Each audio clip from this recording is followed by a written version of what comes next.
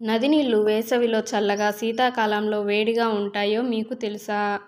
వేసవి, చలికాలాల్లో నదులు, కాలువ నీటి ఉష్ణోగ్రతల్లో తేడాలు స్పష్టంగా కనిపిస్తాయి.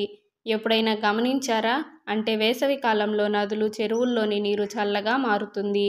అదే శీతాకాలంలో అయితే గోరువెచ్చగా మారుతుంది. నీటి ఉష్ణోగ్రత పరిసరాల ఉష్ణోగ్రతకు విరుద్ధంగా ఉంటుంది. శీతాకాలంలో గాలి మంచుతో నిండినప్పటికీ నీరు వెచ్చగా ఉంటుంది. వేసవి, చలికాలాల్లో నదులు, కాలువల నీటి ఉష్ణోగ్రతల్లో తేడాలు స్పష్టంగా కనిపిస్తాయి. ఎప్పుడైనా గమనించారా?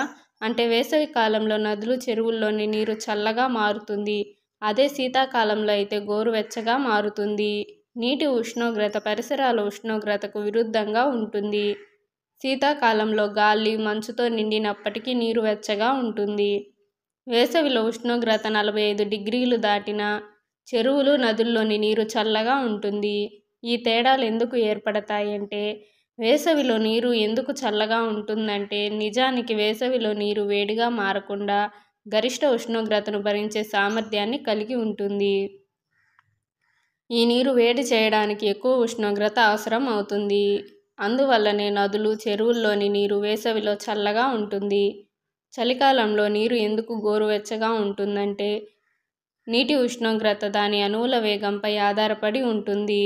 నీటి అణువులు ఎంత వేగంగా కదిలితే నీటి ఉష్ణోగ్రత అంత ఎక్కువగా ఉంటుంది. అదే నీటి అణువుల వేగం తక్కువగా ఉంటే చల్లగా ఉంటుంది. అందువల్లనే బాహ్య వాతావరణం నీటి ఉష్ణోగ్రతను ప్రభావితం చేయదు. వాతావరణం వేడిగా లేదా చల్లగా ఉన్నప్పుడు భూమి కింద ఉండే నీరు ప్రభావితం అవ్వదు.